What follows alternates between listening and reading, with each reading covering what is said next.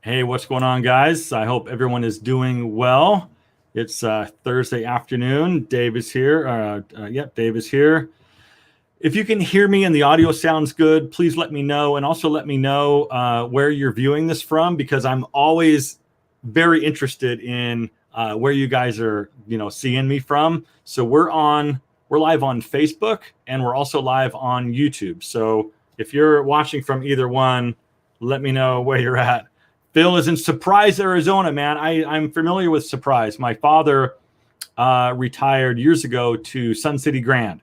So I'm familiar with Surprise. I like Surprise. That's a neat area.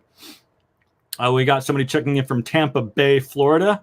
It's probably hot in Tampa Bay. I tell you what, it's 105 degrees right now in Temecula, California. So it's a hot one.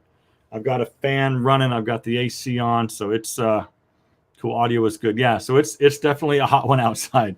So Santiago, Chile, that's amazing. And you're watching from YouTube. Thank you very much for being here. I do appreciate it very, very much.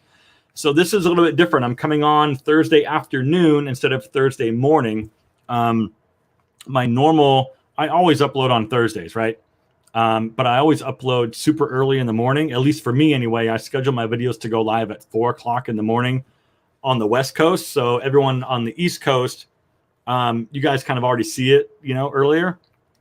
But yeah, so this one's a little bit different. I'm going live again. I've got a very special guest that I'm super excited to have on and to share with you guys. We're going to have a really nice conversation. San Luis Obispo, California. Fantastic. Thank you for being here. We've got Sri Lanka. Ed is on YouTube from Chicago. Thank you very much. We've got, is it Tavares, Florida? I'm not familiar with that town, but thank you for being here. I appreciate it. Rashi, I think that's how you pronounce your name, from Pakistan. That's amazing. What time is it in Pakistan? I have no idea. Let's see. We've got Oxfordshire, UK. We've got Australia in the house. We've got Gene in Paulsbo, Washington. Thank you for being here. I appreciate that very much. We've got Chile. We've got another person from the UK. And let's see, Rizzo from Jersey. What's going on, man? Thanks for being here. So let me get Myke in here, and I'll have Myke introduce himself, and he'll sort of talk a little bit about what he does, and we'll go from there. We've got Oklahoma, and we've got Hollister. Art, thank you for being here, man. I appreciate that very, very much. Let's see, what else? Robbie, thanks for being here. I appreciate it. All right, I got to stop. You guys are amazing, but I got to get Myke in here. Hold on.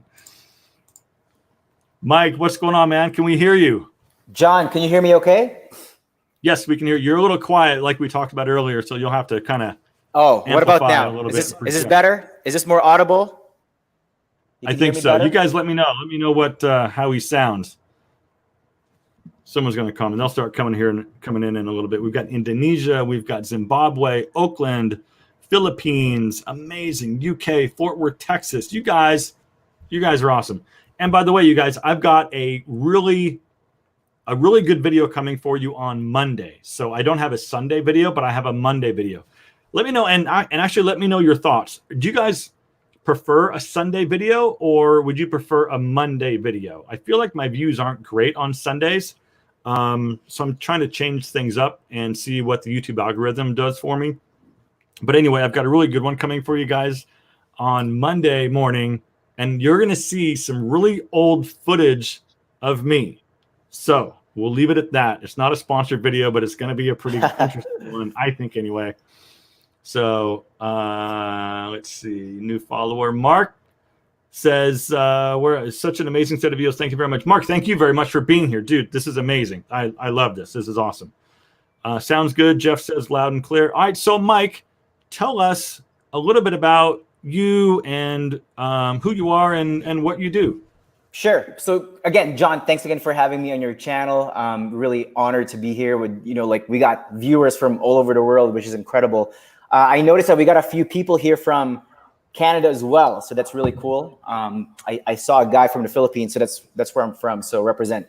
But yeah, to answer your question, my name is Myke Macapinlac. I'm a social skills coach, founded Social Confidence Mastery. And basically, my story got started when I was 17 years old. I immigrated to Canada from the Philippines. And before that, I actually lived in Saudi Arabia. So if you know anything about both cultures, they're both very conservative, right? Like when I lived in Saudi, the customs were just very different. Like I remember growing up there and making prolonged eye contact was impolite, And then in the Philippines, like everyone's, pretty conservative. And then on top of that, I grew up in a very traditional Asian family where the focus was academic success. Like I was drilled to believe that if I went to school, I got good grades, I got a good job, then everything else will take care of itself, right? So long story short, I lived my life at that point, just like checking off the boxes, right? Went to school, got the good grades, got the good job. And even though I graduated from school and I got a high paying job working for an engineering company, I was still struggling socially. Like I still didn't know how to put myself out there, still didn't know how to connect with people. And in fact, back in high school, I used to be so shy that I ate my lunch in a bathroom stall. So this has been like an ongoing thing, So when I hit my early 20s, I said, like enough was enough. Like I had to figure this whole thing out. And that's what inspired me to start this whole process of learning how to become more socially confident. And then now that I've figured it out, like I want to pass on what I've learned to other engineers, programmers, and developers so they can do the same, so they can create more meaningful connections in their lives. That's amazing. So Myke and I met a couple of years ago, actually, at a conference, and your business is insane. So Myke is running a very successful business. So Myke and I have talked a little bit about, programs and creating content like this and coaching, and it's just like Myke is not only an amazing business person, but he's really an amazing guy, and the stuff that he puts out there for free on his YouTube channel. And by the way, Myke's got a pretty good YouTube channel, and it's Social Confidence Mastery. Yes. Right. And I think Dave, English Dave, put the your website here, and then your YouTube channel is Social Confidence Mastery, same deal. And there's tons and tons of free content out there that you're putting out, like tips to be like less awkward and how to start conversations. And it's really, really good. How to be humorous. I think do you know, like how to be funny or how to be more humorous or something? How to be witty, yeah. How to be witty, that's what it was. Yeah. Cool. So talk to me a little bit about social confidence. Can you define social confidence? Put a bow on that for me and let me know like how you define social confidence. Yeah. So if you think of confidence, right? Like let's take an area of your life. Let's take driving, for example. Let's say, I think it's safe to assume that for the most part, a lot of people tuned in right now are confident in their driving skills, right? So now the question you got to ask yourself is, how did you become confident in driving? Well, the first thing you did was you became competent first. You learned the skills. You learned how to, operate the clutch and the transmission and stuff like that.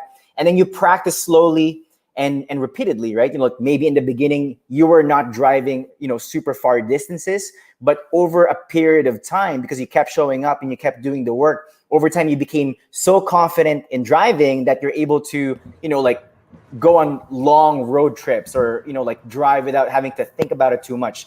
So the same thing goes with social confidence, right? In order to get good socially, you have to be competent at the things you need to understand to, interact with people. And then you need to practice those skill sets, right? To gain positive reference experiences over a period of time. Right? So that's basically what social confidence is. It's your ability, it's your knowledge and experience, with regards to interacting with people, that if you practice repeatedly, you can basically connect with anyone you want to talk to. And which, if you want to succeed in any area of your life, making friends, attracting a partner, or progressing in your career, you need to know how to get along with people, right? That's why it's such an important skill to develop. Yeah, absolutely agree. And how's the audio on your end? Did it get better?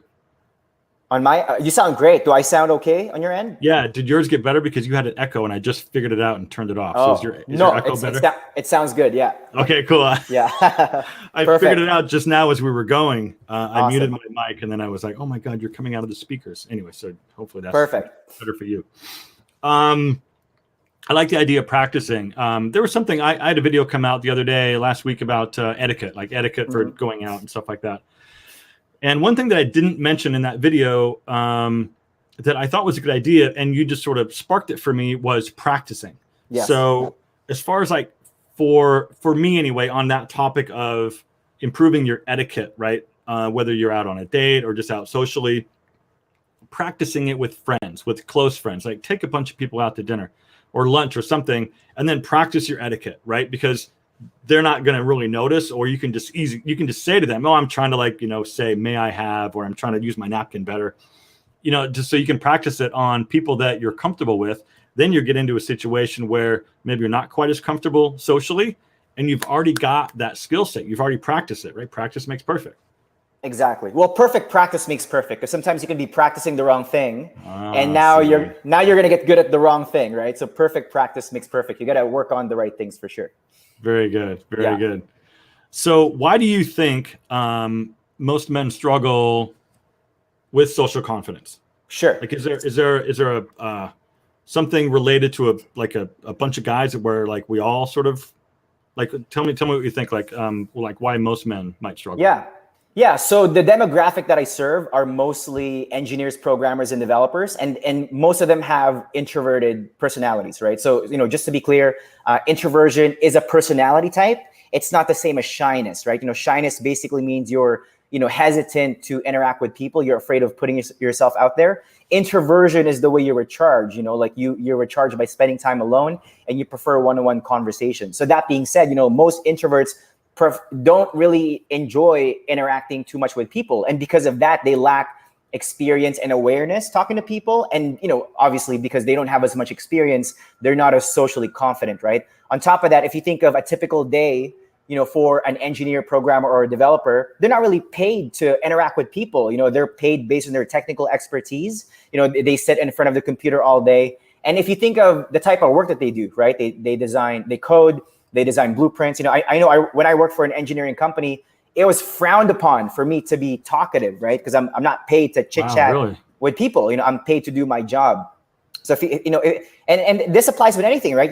If let's say, for example, let's relate this to playing the guitar. Like if you don't practice playing the guitar, then you're not going to be good at it. So the same thing goes with this, right? It's like a muscle. Like if you don't practice socializing, at some point, eventually your skills are going to atrophy. So to answer your question, most people struggle socially because they lack awareness and they lack experience, right?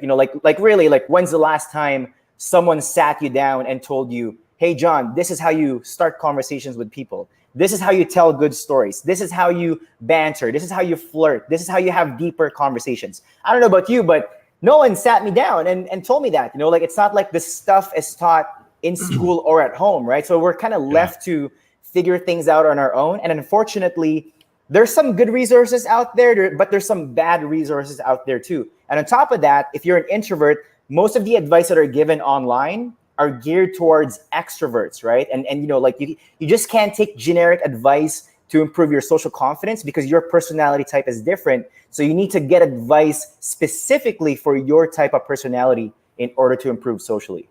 That last bit that you said is makes all the sense in the world, because you could tell somebody do XYZ, but if that doesn't fit who they are, that might not be the appropriate thing for them to say. They might not be as comfortable saying XYZ, but they might be more comfortable saying ABC, whatever it is. Exactly. For example, most of the advice online, when I started learning this, so full disclosure, I'm 35. I started learning this when I was 19. And the advice back then to improve your social skills was go to bars and clubs, right? But then I'm a morning person. I hate being out late. And I prefer, deeper and more meaningful conversations. When you go to bars and clubs, it's loud, it's overwhelming, and you're having a bunch of these shallow interactions, right? And time again, I would come home feeling defeated, and I could never figure out why. And it's because it was the wrong environment for me to practice my social skills.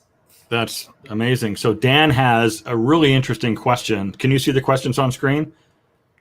To what extent do you think lack of confidence is the result of an idealized image of what a man should be? Should be, right? Yeah. Yeah. So that's an interesting point. I do think attractiveness is so relative, right?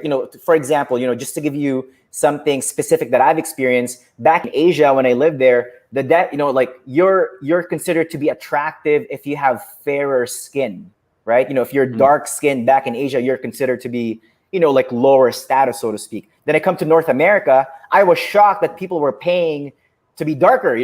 They're paying to go to tanning salons and whatnot. So I thought that was very interesting. And I also realized that and don't quote me, I just heard this from somebody else, like in Africa, like for women, if you're a little bit,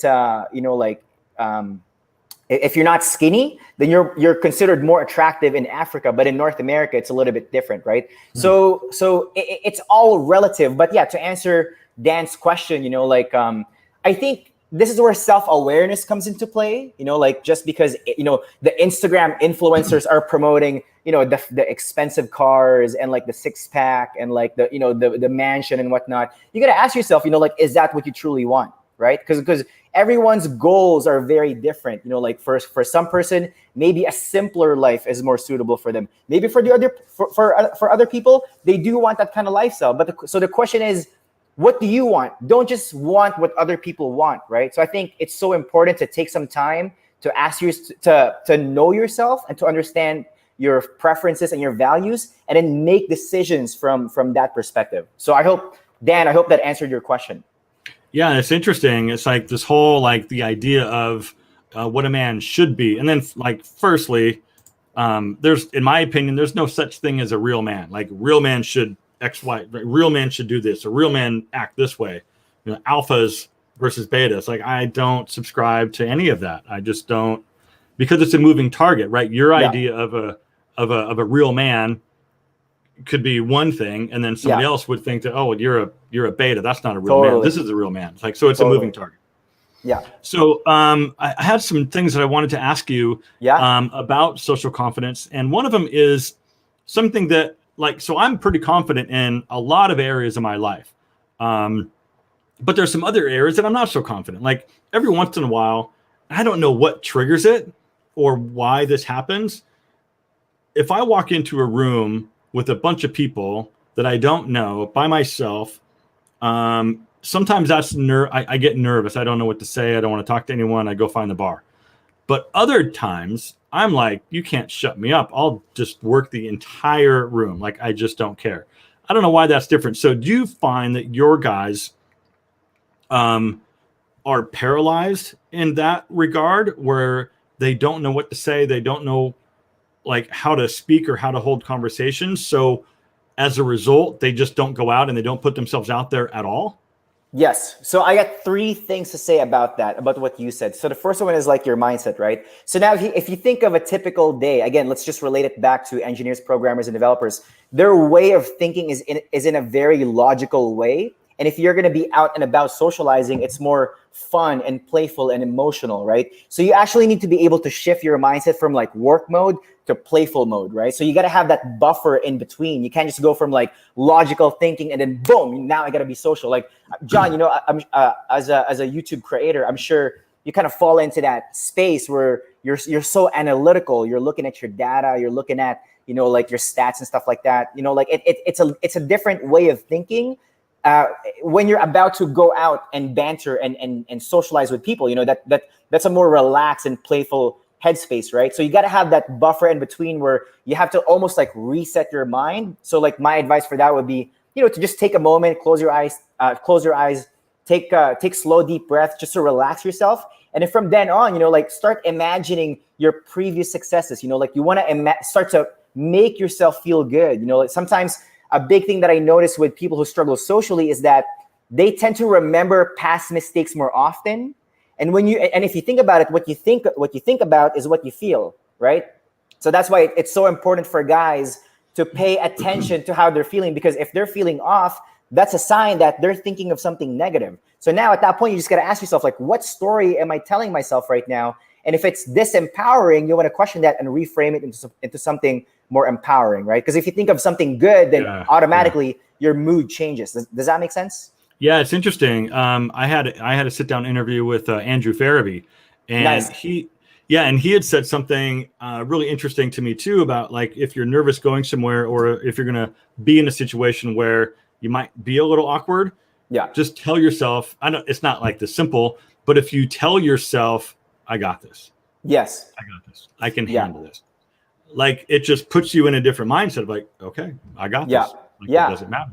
Exactly. So again, going back to what I said earlier, pay attention to how you feel. If you're feeling off, like the thing that you got to ask is, what story am I playing in my head, right? then you can usually identify that and reframe it into something more positive. The second thing that I want to mention would be the conversation skills.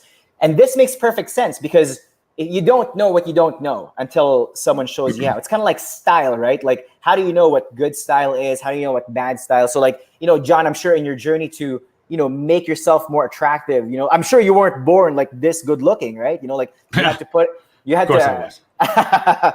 my bad. You're the exception for sure. No.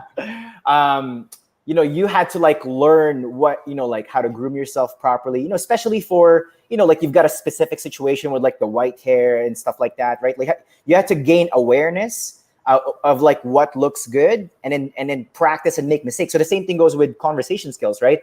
The first thing that most guys don't understand with conversation skills is that there's a structure to what makes a good story, okay? A mistake that most guys make, especially, those who work in that technical field, is that they give very short responses. What do you do? I'm an engineer. Where are you from? I'm from California. It's very short, right? So now the person on the receiving end of that conversation has to keep asking questions because they don't have a lot of information to work with, right? Yeah. So something you got to understand is, like, don't be afraid to share more information about yourself. And there's 3 parts to what makes a good story: the setup, the content, and the resolution, right? So the next time when someone asks you, what do you do? The setup is talk about what got you into it, right? I'm a software engineer. I got into it because I've always loved technology. Boom. Then the content, right? What do you like about your job? What's the best part about what you do? Why do you enjoy it, right? And then the resolution is, like the punchline, like the point of the story.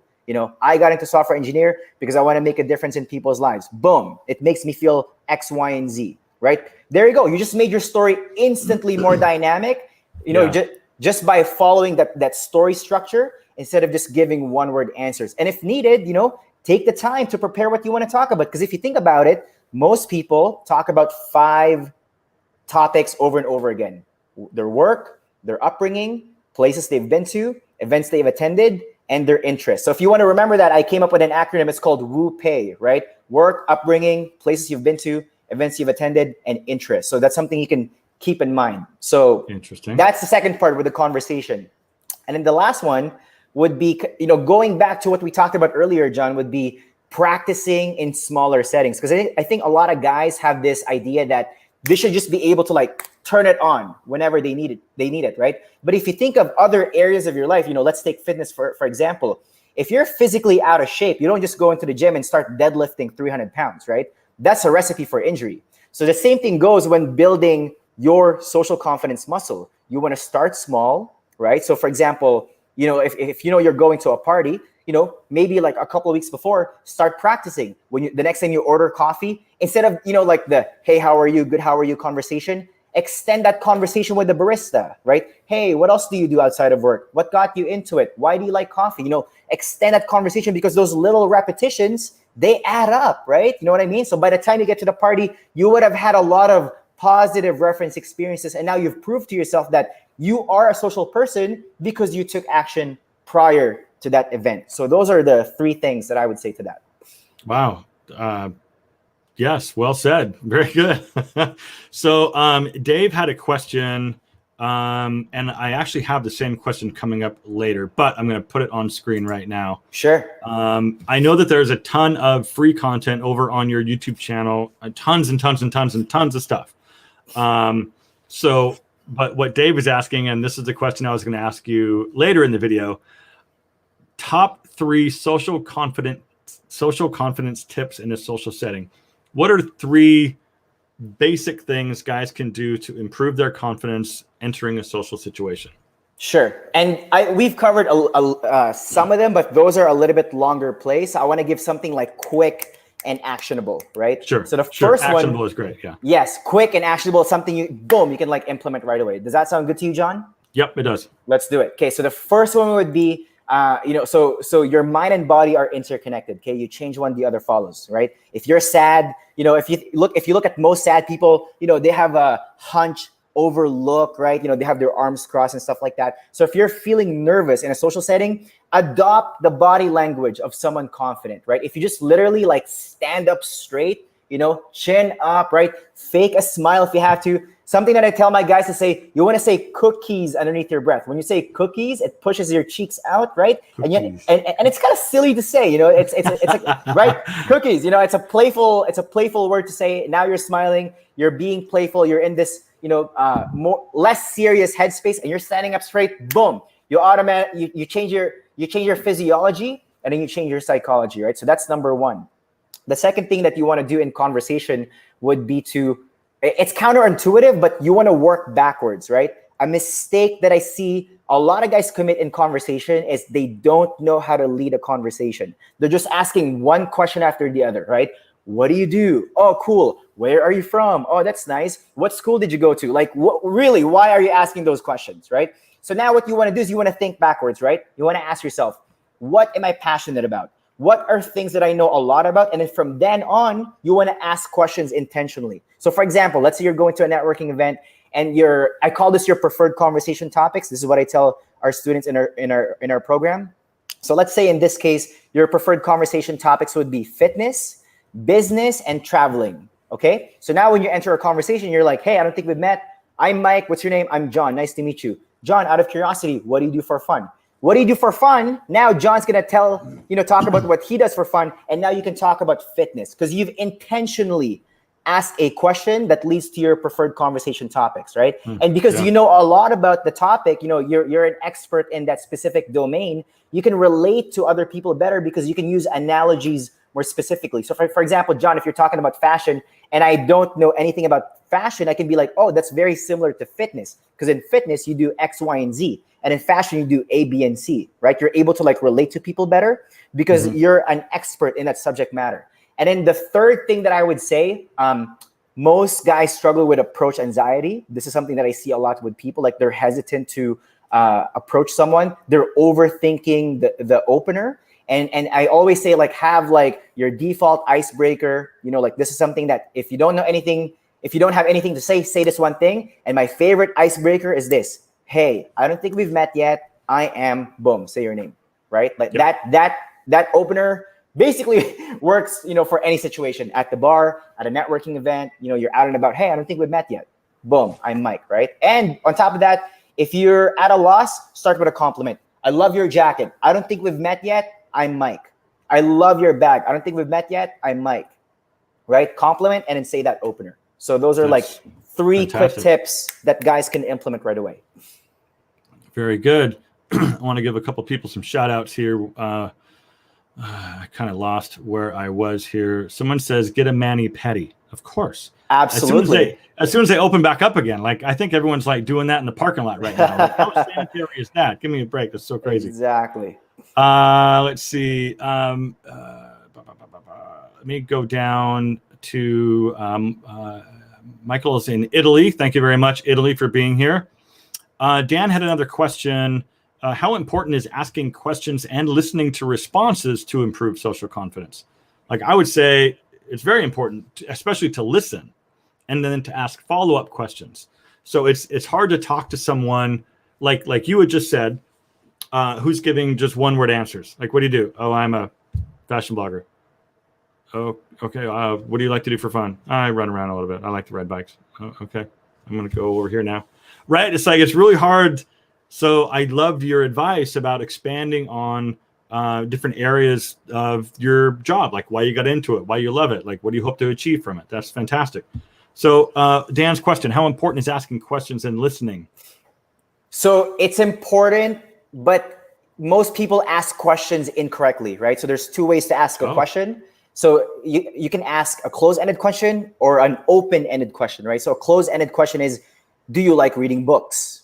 Yes or no, right? Well, yes no. What if they say no? Then you have to ask another question, right? So now instead of asking, do you like reading books? You can ask, what do you do in your spare time? So that leaves them, like more open to share whatever they want to share, right? So again, ask more open-ended questions instead of closed-ended questions. And typically, if you know that you're going to get a response of like yes or no, or like one word, then don't do that, right? Do you like cheese, right? Do you enjoy hiking? Like yes or no, right? What do you do for fun? That's a better question to ask. Of course I like cheese. You got some? Well, we got some Italians on the call, so there you go, right? And then as far as listening, most guys make the mistake of like listening to respond, whereas you should listen to understand, right? Those are two ways of listening. Yes. Don't listen to respond, because at that point, like, you're just waiting for the other person to finish what they're saying, and then boom, you're like immediately on your response, right? So a good rule of thumb to do here is to wait for 1 to 2 to 3 seconds. When someone says something, wait, a second or two, and then give your response, right? Because at that point, like, when you're chatting with someone and then you can feel like they want to say something, so now you're forced to like kind of speed up what you're saying, and then now you're feeling overwhelmed and pressured because you're like, I can't finish what I'm going to say because he wants to say something. Like, nobody likes to feel rushed. So really slow things down, let the other person finish what they're saying, wait 1 to 3 seconds before your response. And then if you're actually listening to what the person was saying, you're a lot more likely to come up with a proper response, and you'll be able to relate better, right? And ironically, again, there's that saying, in order to come across more interesting, you have to be interested, right? Because we all have an innate desire to feel understood and connected. Yeah, absolutely. And I think one of the things to be more interesting is to do more interesting things. Say yes to more exactly. opportunities. 100%. Just do stuff. So this is a really interesting question because sometimes I feel the same way. Once I'm in a conversation, so here, I'll read the question. I'm okay while I'm having a conversation, but it's starting the conversation, especially if I'm attracted to the person, that I feel awkward. And most of the time I miss out on meeting that person, and then they hate bars. So yeah, like once the ice is broken, like I think we're all fairly good. It's just breaking the ice, like getting that initial, like, hey, I don't think we've met. I'm John. What's your name? Or whatever that icebreaker is. Once the ice is broken, it's like a waterfall. So I guess this could lead into another icebreaker, but I think your icebreaker that you said earlier was a really, really good one. Actually, this is more of a mindset issue than a tactical conversation issue. Do you mind if I share my answer to this one? Yeah, man, go, please. Yeah. So a lot of guys, so this comes down to low self-worth. Like a lot of guys who tend to experience, this great deal of anxiety, especially around people they find attractive, is because they're so accustomed to putting other people on a pedestal. Look at her. She's so perfect. She smells amazing. She's so beautiful. She's so well dressed. But then they tend to neglect that they also have their own value to bring to the table. Like most guys are so, at least the guys that I've worked with, most guys have a bad habit of beating themselves up mentally, right? They have negative self-dialogue.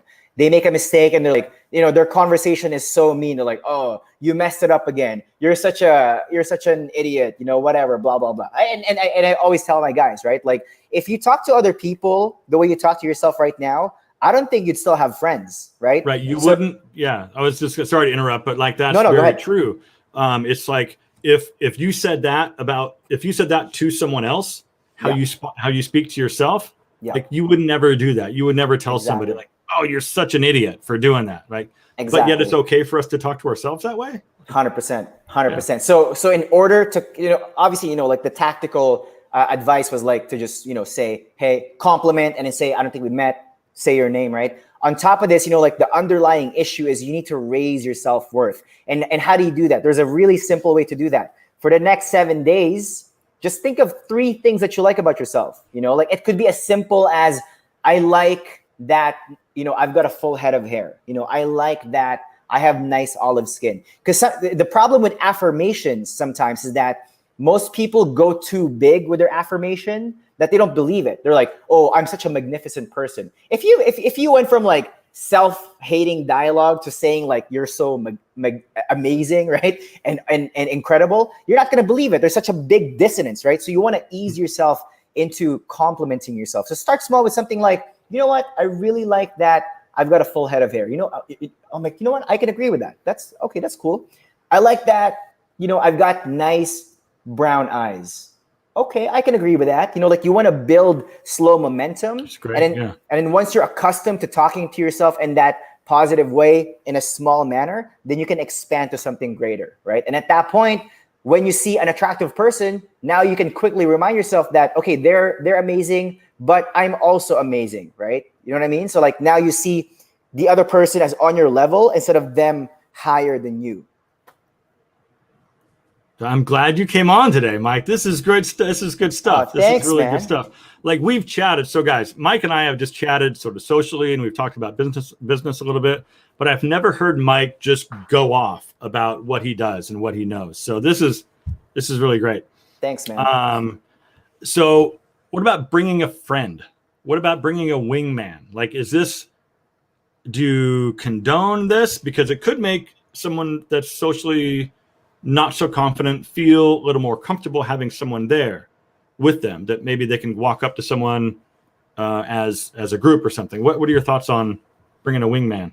It's always good, like to me, like like when you share the task with someone, so to speak, like it makes it more fun, like. But my only issue with that is you never want to skip out on to go out and socialize just because your wingman doesn't feel like going out that night, right? Of course. So it is good to bring a friend. It's always more fun to go out and socialize with a friend. However, I wouldn't use that as a crutch, because now you're relying on another person. And John, at the end of the day, like, you can only rely on yourself, right? Like, you can't rely on other people.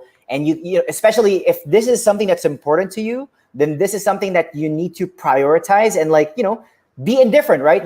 Go out regardless whether you're going out by yourself or you're going out with a friend. Now, if you're going out by yourself, my tip is always to go out to an event that you enjoy. For example, if you, I think it was Dan who said earlier that he hates going to bars. Don't go to bars, man. Like, there are many other ways to socialize than just going to nightclubs. Like, you can take classes. You can go to, like, a structured networking event. I once worked with a guy who was, like, so socially inexperienced. I told him to sign up for speed dating events. He signed up for 2 speed dating events in 1 week. He talked to 40 women. The next week, he's like a social machine. Right? Just because he was able to, like, get his reps in, like, can you imagine, like, what that would do for your social skills if you just talk to, like, 40, random women, boom, boom, boom. Like you're just like, okay, done. First of all, whatever preconceived notions that you have that you're going to get rejected, you're going to look bad, what are people going to think of me? All of that's going to be eradicated because you now have, proper reference experience that it's okay to converse with strangers, and strangers want to talk to you too. That's why they're out and about, right? They also want to make a meaningful connection. So just keep that in mind. Yeah, meetup.com is another good one to go to. Like, if you have a German Shepherd, like, I'm sure there's a German Shepherd meet like every month or every couple of weeks where a bunch of German Shepherd owners get together and talk about their dogs. And, like, it's a great no pressure environment to go meet people and talk to people. Exactly. Join a group fitness class, like CrossFit has a great, community, right? They cheer people on. It's such a great way to, like, get in shape and meet people, like, basically you want to make a list. My advice to my clients is always, like, make a list of things that you do for fun and then ask yourself, how can I add a social component to this? That's right. Great. So for me, instead of working from home, I go to coffee shops. I join co-working spaces. So at that point, it's so easy for me to just chat with people, because if they're on their laptop, I'm on my laptop, it's 10 o'clock in the morning. There's a good chance that, they're doing something different, right? Because most people at 10 o'clock will be at the office. If they're there on their laptop, there's a good chance that they're doing something similar to me. And that's been my experience. Yeah. So we got another question. How important is the ability to small talk? Very important. It's like, it's literally, small talk is basically like the appetizer before the meal, like for example, like just think of, like, how people converse, right? You're at the event, hey, you compliment someone, hey, nice bag. I don't think we met. I'm John, right? It'll be so weird to be like, what are you passionate about? Like, to just jump into that topic right away. Yeah, that makes it's such a big jump, right? The small talk just kind of eases you into the conversation. And it's also a good way to, like, gauge the person, like, maybe sometimes you don't want to go deeper into that conversation. Maybe that person isn't your people, so to speak, right? Maybe you don't want to continue engaging with that person. Making small talk allows you the opportunity to kind of, dip your toes in the water metaphorically before you jump into the pool, right? So for example, you talk to someone and you realize that, what, they're too negative. I don't think I want to get into conversation with this guy. The small talk gives you that ability to gauge that. And then you can just end the conversation right away before That's you're right. in too deep, right? Now, if you do like that person, then by all means, right? You can now go deeper into the conversation. So it's absolutely important. So my friend Bob is asking about introverts. So what are some Sure. tips for introverts? Because your clients probably are introverts, or at least have those tendencies.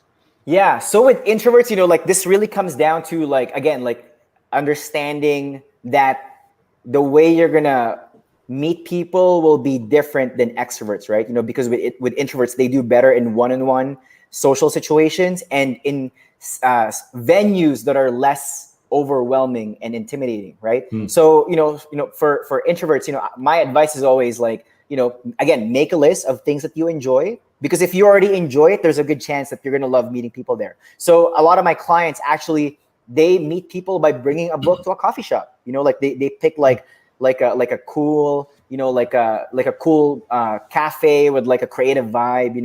It's a more quiet setting, and then like it's less overwhelming compared to a bar, and it's much easier to just engage people in conversation in a coffee shop. Networking events are good too, kind of like what you said. Like meetups, right? So think of your hobbies and interests, and then just add a social component to it. So you don't have to cold approach someone, so to speak, because if you're at an event, they're at an event, it's so much easier, right, to start the conversation. Excellent. Thank you, Bob, for asking your question.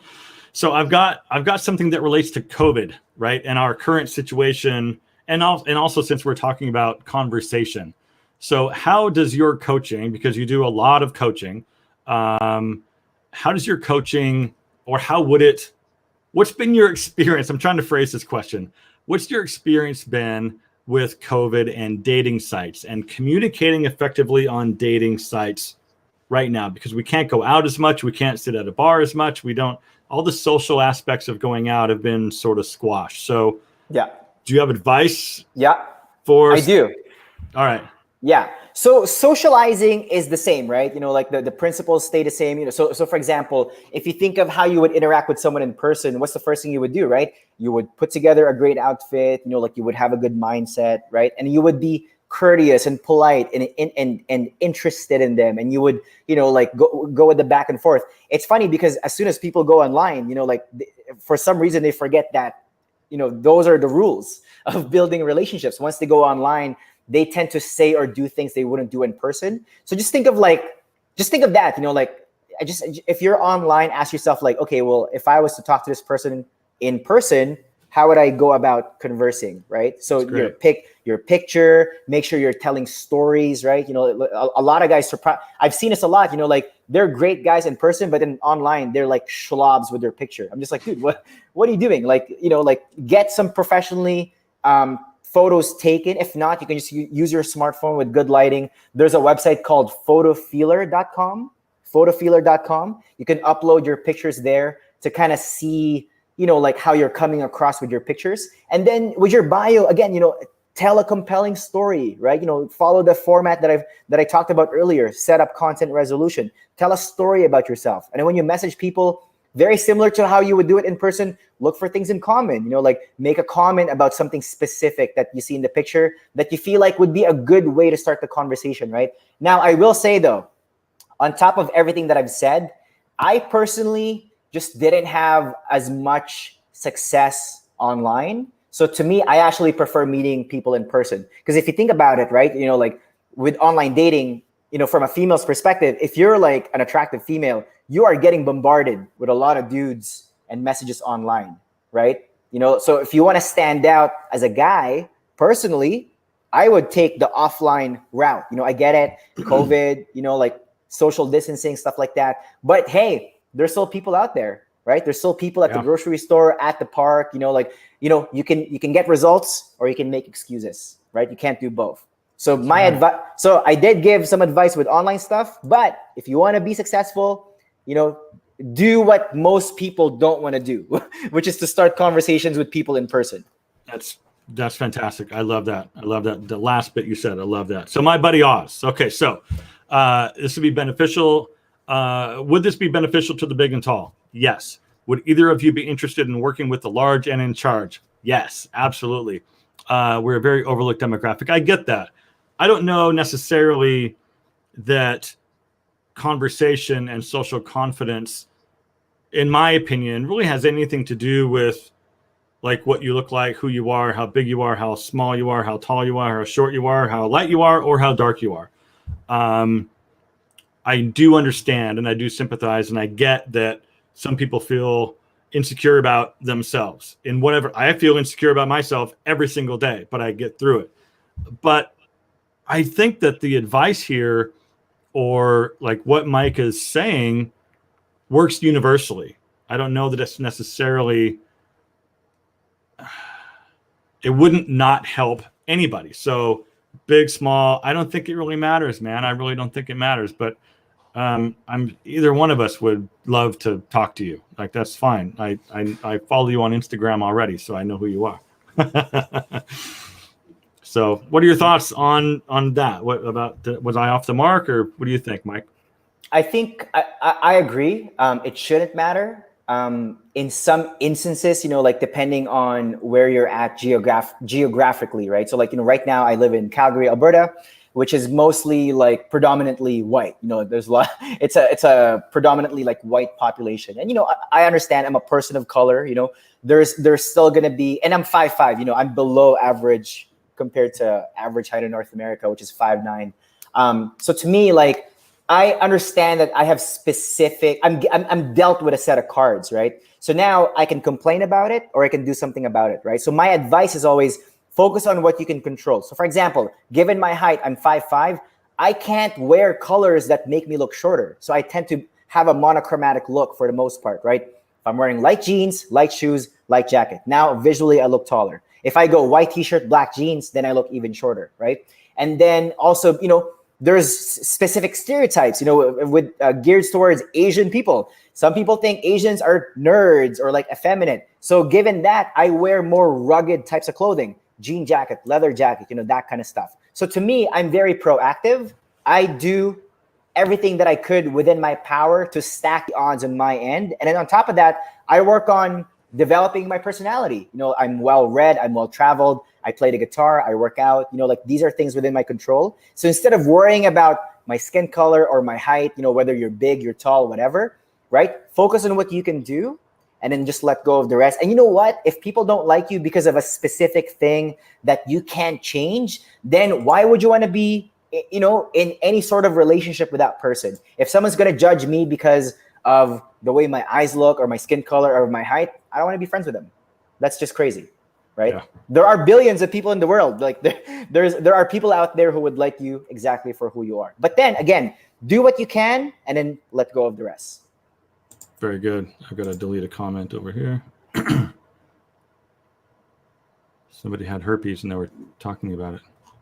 Fair enough. I think it was spam. So yeah, please do, Oz.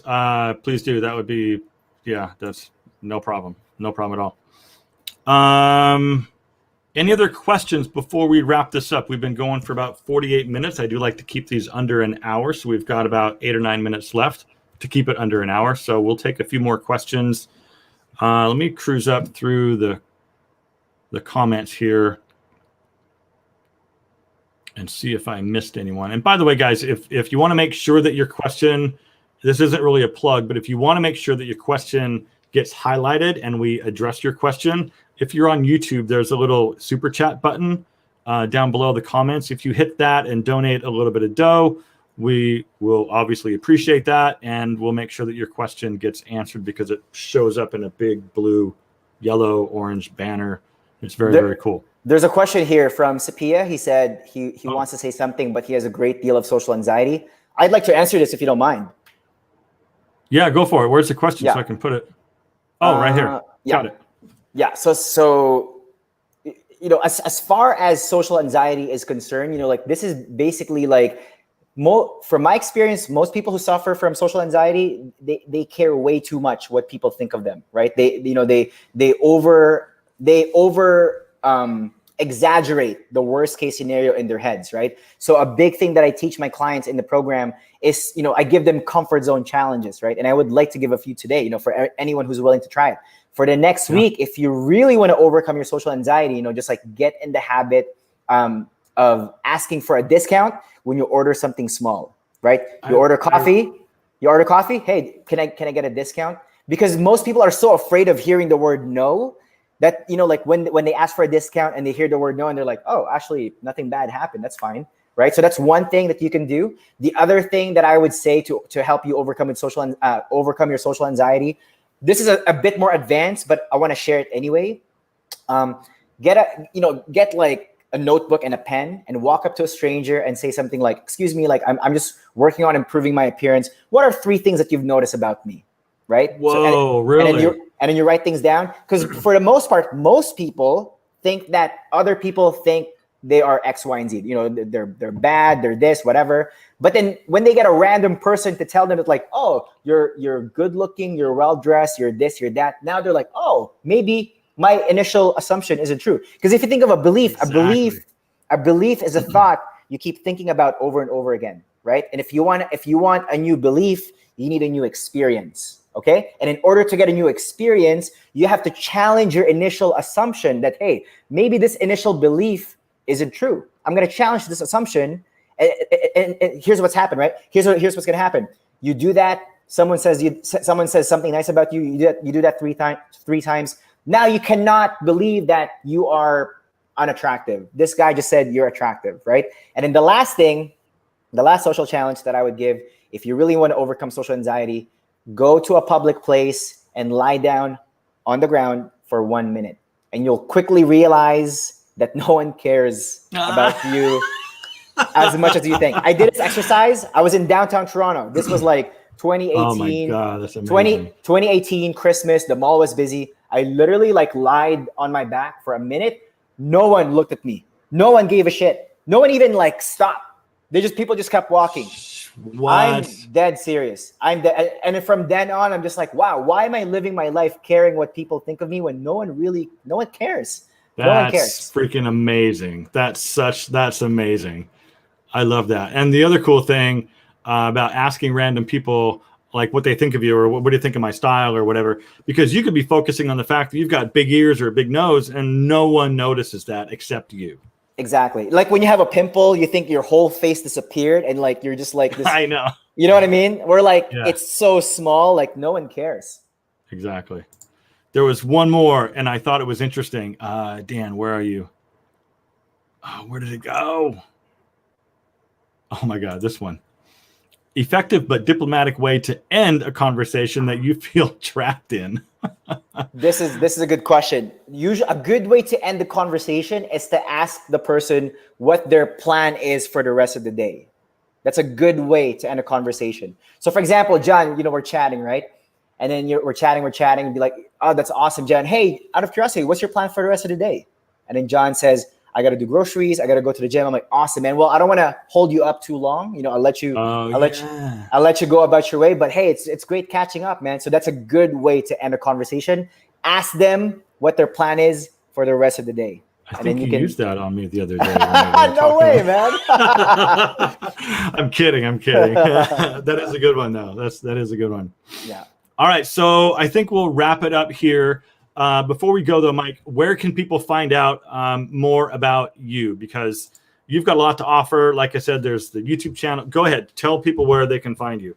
Sure. Yeah. If you, I do have a free cheat sheet. If you want to learn how to approach and talk to anybody, go to my website, socialconfidencemastery.com. You can download that cheat sheet. It's absolutely free. You can find me on basically all the major channels. I've got a podcast.